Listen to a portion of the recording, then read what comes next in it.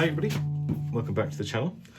Now, because of the success of the Lignum Vitae vase we made last week, we're going to have to bring forward plans on making our subscriber bowl for 25,000 subscribers.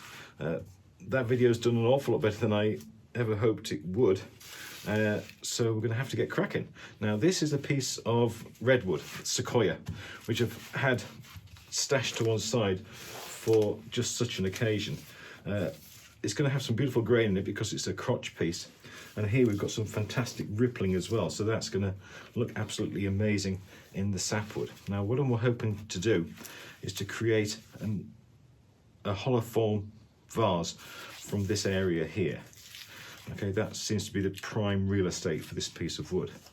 So what I'm going to do, I'm going to get the chainsaw and cut off there,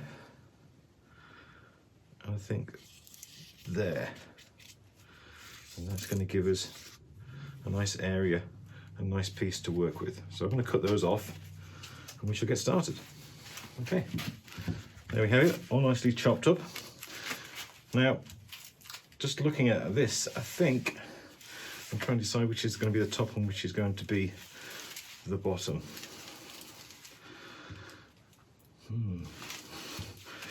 Not as easy as you think. It's really 6 2/3. Now, this surface is a little bit flatter. This surface has a raised area here, so if I make this the bottom, then I'm not going to lose too much wood creating the tenon on the bottom. So I think this is going to sit on the lathe like that initially, and that's going to give us the best options to get started.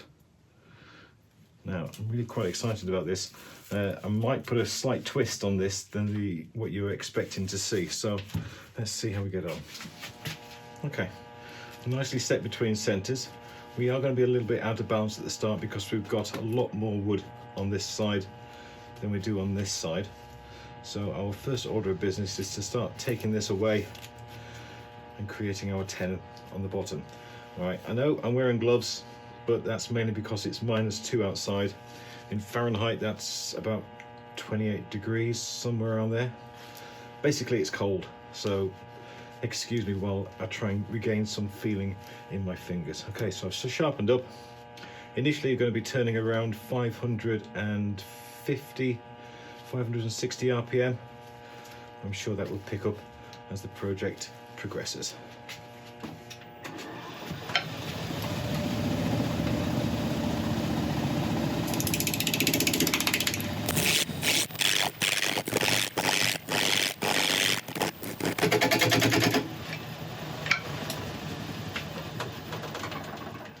Okay, nothing really to say yet. It's going well, but I'm just moving the tool rest closer because you always want to try and keep the tool rest as close to the working piece as you can.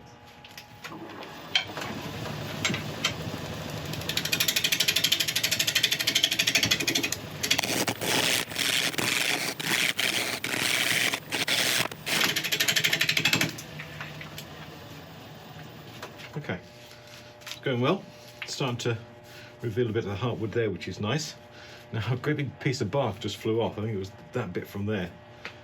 So, another good reason to always stand to the side wherever possible. It's fairly light bark. It's not going to do much damage, but it's a bit distracting. Okay, as you see, I'm starting to create an idea of where the tenon is going to be. It might be taken a little bit further up yet, but we'll see how things go. Now, because this is going to be a hollow form, the main body of the piece is going to be round. Or is it? Yes, well, the main body is going to be round, but I do want to do something slightly different with this, in keeping with my style. So we're going to keep on turning, and we'll start bringing these sides up from this area here to try and create the round base that I'm wanting. And see how it goes.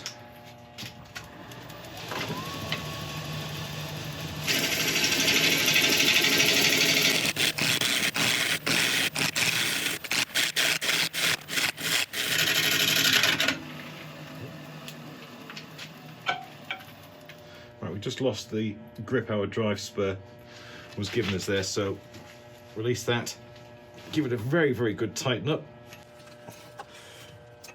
lock that back off, and we should be good to go again. Right, I did notice there, where was it? Now we've got a crack here. Hopefully that's going to get turned away, so we'll keep an eye on that.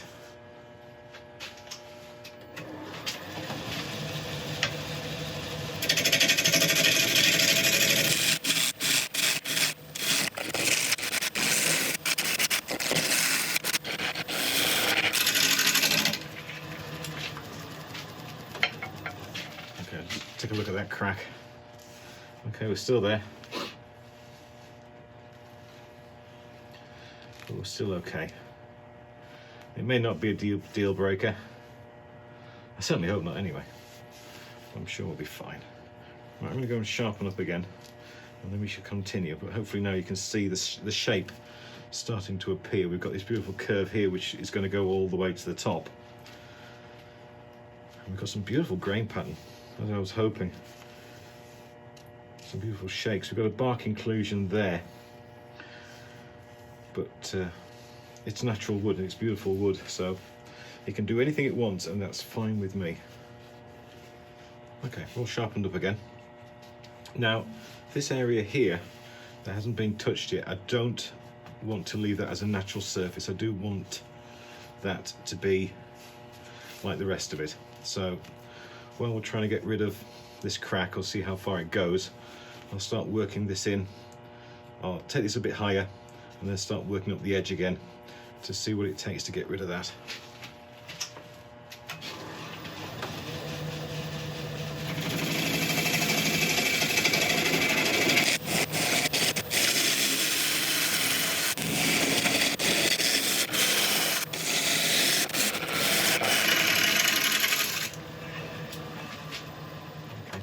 That's good. That's not so good. But it's not horrible. It's not horrible at all.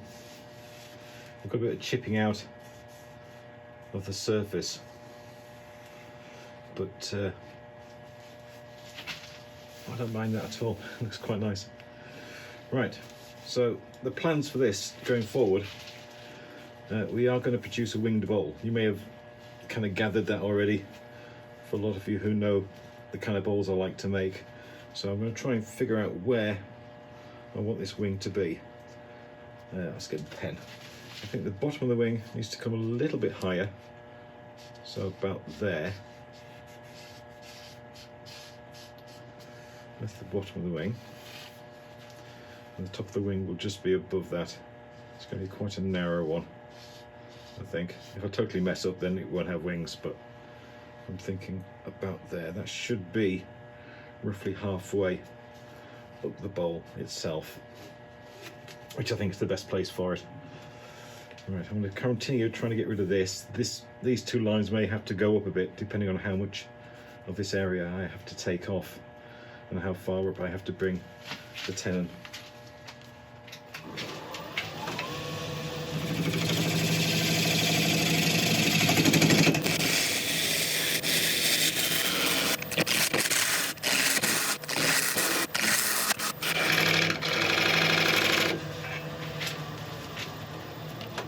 That's pretty much on that line, which is good.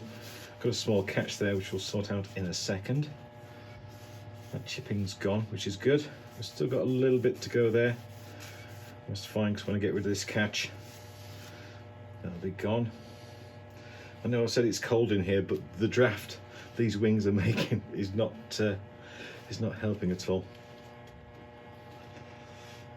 Okay, nice. Now I need to try and create, I think this area here is going to be where the foot of the bowl is going to be. Right, I'm just going to quickly smarten up this line, get rid of that, and then we'll look at the next step.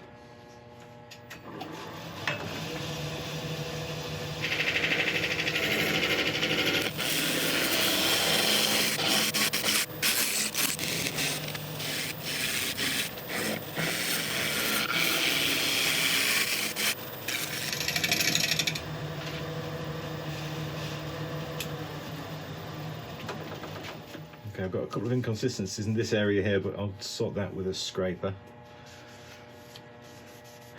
Still up there, but I think I'm just going to leave that little piece.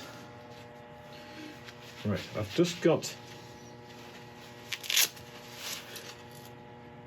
if you right on there, that's the pith of the wood, and that isn't very tidy around there, so I am just going to take this wing a little bit higher so I can take this crack here out altogether.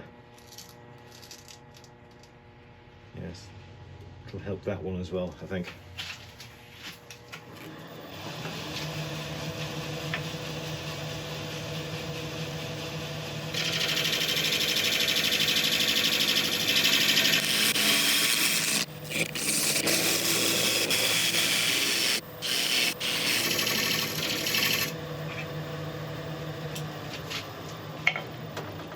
Okay, that's good. That's taking the crack out of the wing. I'll move it a little bit higher on there. Okay, now because we have had to take that wing just a little bit higher, it's taken the bottom area here above halfway. So I'm just going to have to bring this up a little bit, feather it in, so the base, so this will return back to halfway.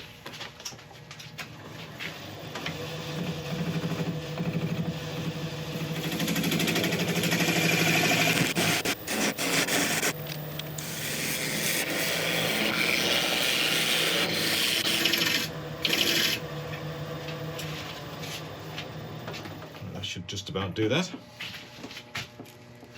Right, I have considered filling these cracks, but I think just putting a bit of CA glow in there just to make sure that they're not going to get any bigger, and then we sand over the top. Okay, right, I'm going to quickly get this tenon to the right size. It's too deep as it is, but I'll saw it off so it'll fit in my chuck nicely. I just need to get it the right diameter and prepare that.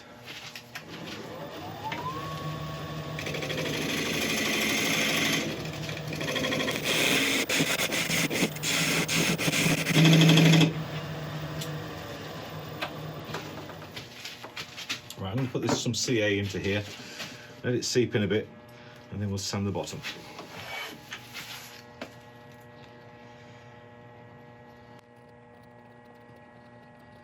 This should help stabilize the wood. I'm not going to hit this with any activator yet. I'm just going to let it seep in. I might go over it one more time, let that set, and then once more with a bit of activator, just to make sure it's all nice and stable, as stable as we can get it. Okay, that's all pretty much sorted. It's all nice and dry now, so I'm going to set up for sanding. As usual, I'll let you watch a bit of it, but I'll bring you back when we turn this round, and we'll just do the same to the other side.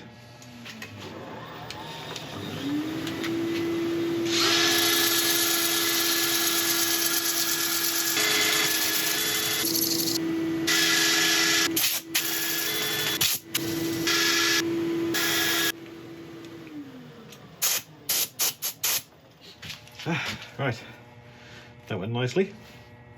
I started off sanding without gloves on, and then soon put them back on because, again, the draft from these bloomin' wings made it feel like I was in a freezer. So, right, I'm going to get the parting tool, cut halfway through this tenon, enough to saw off, and then we'll get it turned around.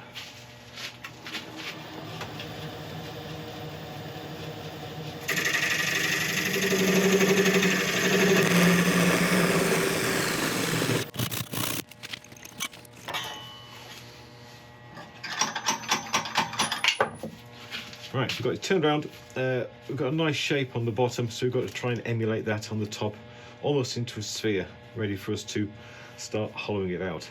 So I think the best way to work this is from the outsides in, because I don't want to do too much on the top.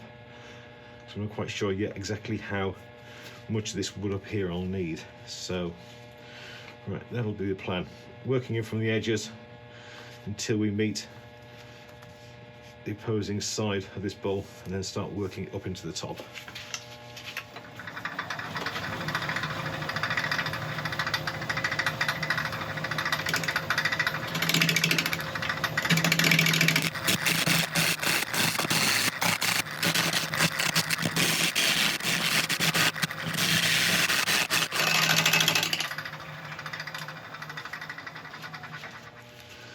I'm going to lose most of that. That's quite nice, but these things happen. Okay, all going well. Still sticking to plan. Working in the outside areas so I can't mess up the shape of the top bit compared to the bottom.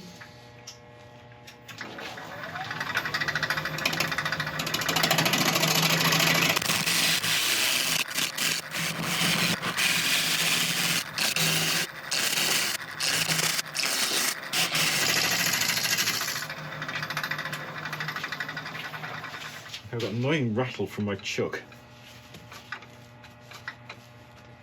so I think I'll need to service that after this.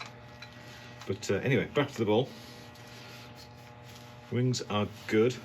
This one here, which is the furthest sticking out, along with that one, is nearly at the right width. So I'm going to start taking this in now and pick up the line coming up the side of the bowl from the bottom, so we can extend it up and round the top.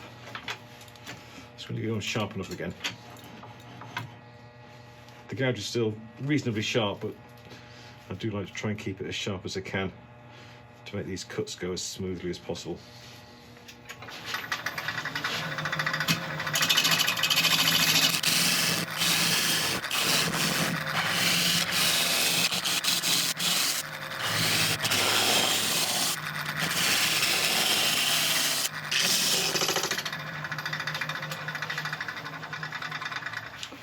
Okay, standing back here so I can get a good look at the side, and we're getting closer, probably about half an inch away. The differences between the two edges, I think, but I'm happy so far. I just hope this little bit, this dip here, may be the falling point, but we'll see how it goes.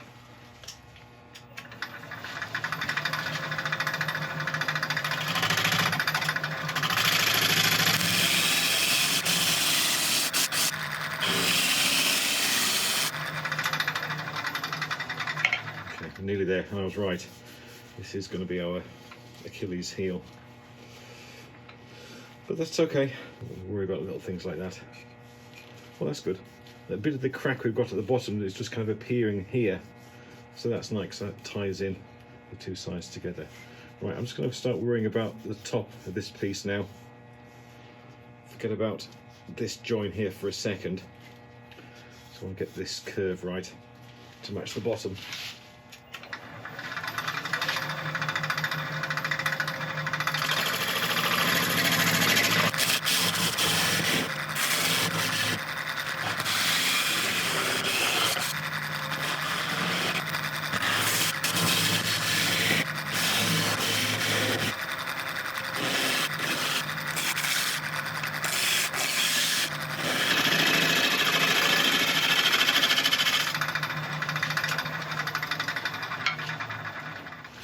I think that's the shape pretty much there. We do have, unfortunately, this area here, but we are going to live with that.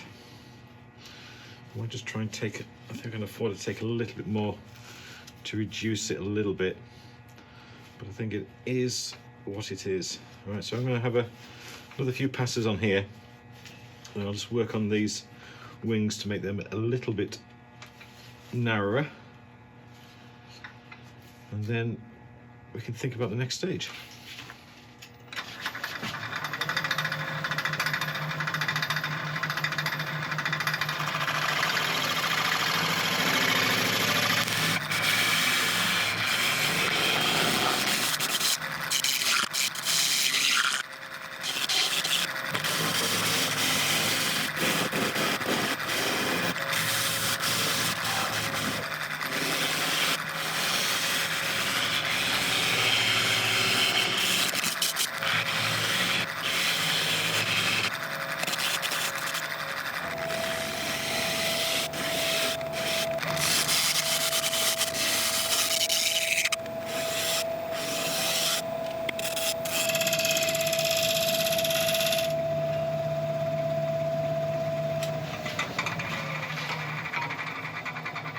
Okay. I should do that. I shall set up for sanding as usual. You can watch a bit of it and I'll bring you back when that's done.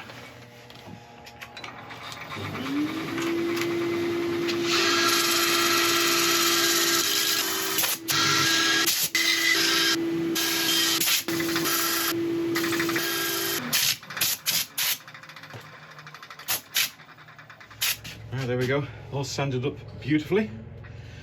Right, now to sort out the hollowing out.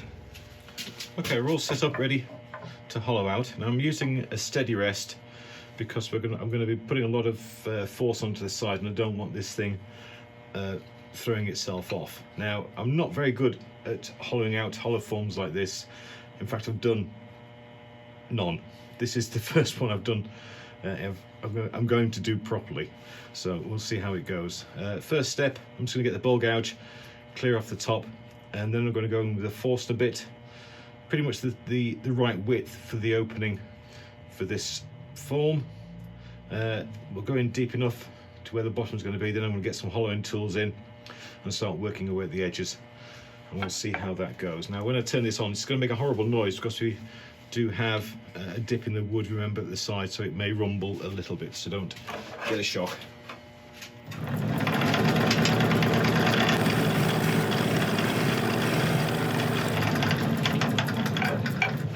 Okay, we're going to go straight in with the 1 5/8 bit, and that should be pretty much the size of the final opening.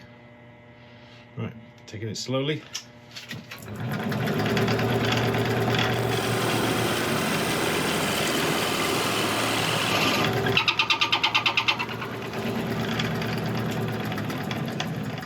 It's a soft wood, so it's putting up very little resistance to the Forstner bit, which is nice. It's very kind of it.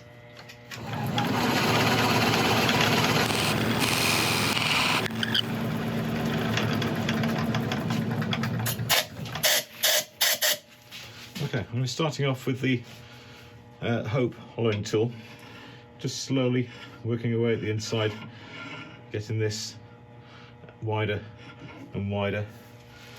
And yeah, carry on like that.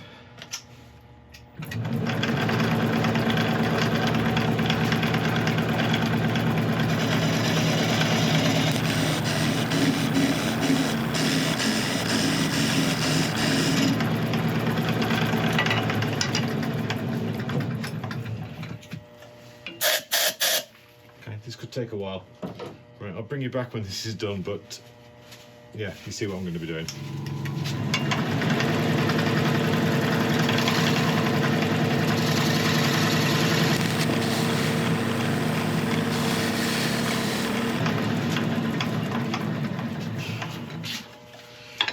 Right, well that's the hollowing done. Oh my goodness. Never again. Well, I say never again. Never again until the next time. That's horrible. Right, I'll just put a little curve over the top here because with the tools chatting around this area so much, there was quite a bit of a mess on the lip, so I've just tidied that up. I'm just going to quickly sand that, and then we'll take this lot away and we'll start looking at the finish. Okay, I'm going to go on with a shellac sealer first of all. We'll put it onto the surface, let it dry, cut it back, and then add a few more coats of a normal shellac over the top. Hopefully this will give us a nice rich vibrant colour and really show up the grain as well.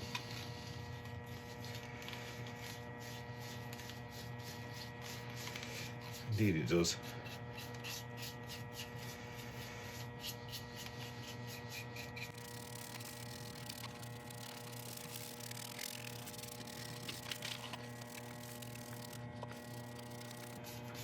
Okay, I'll give this a chance to dry. It could take a little while in this weather. It's not exactly drying weather. We'll give it an opportunity to set a bit, and then we'll come back, cut it back and put on another coat. It may take 2 or 3 coats, but that's fine. Okay, this has had 3 coats of the sealer on.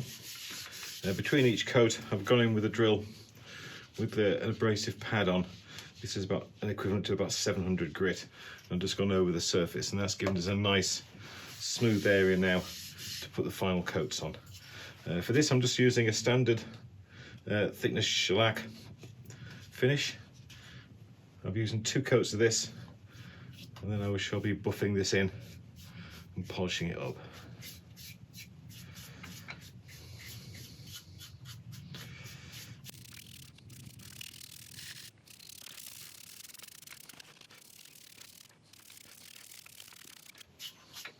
Okay, right, I'm going to put 2 or 3 coats of this on, and I shall be buffing it up on a linishing wheel afterwards, but you don't have to wait around for all that. I shall bring you back and we shall take a look at what we're giving away. Well, there we go. Sequoia hollow form winged bowl. This has been a lot of fun. The cracking we've got down the side really adds something quite remarkable to this bowl. I just absolutely love it. It's almost like a planet that we've got going on here. We've got the ripples showing through, especially on the top of the wing there, which is absolutely gorgeous. And this could be yours. All you have to do to be with a chance of winning this is to have subscribed to the channel and to have left a comment on one of the previous videos since we gave away the last giveaway. I'll be doing the draw on the 14th of December. That's a Thursday, so you've still got plenty of chance to get in. Every time you leave a comment, then that counts as 1 entry, and you do stand a slightly better chance of winning. Anyway, I hope you've enjoyed this one. Oh, don't forget that there's still 2 eBay auctions live at the moment for a few more days, and I'll put a description or the links to those in the description below. But apart from that, there's nothing left for me to say apart from thank you so much, everyone who's made this dream of mine be a reality and such an amazing journey. It's been incredible, and it continues to be incredible and getting more incredible and unbelievable every single day. Right, well, thank you very much indeed, and I shall see you next time. Thank you.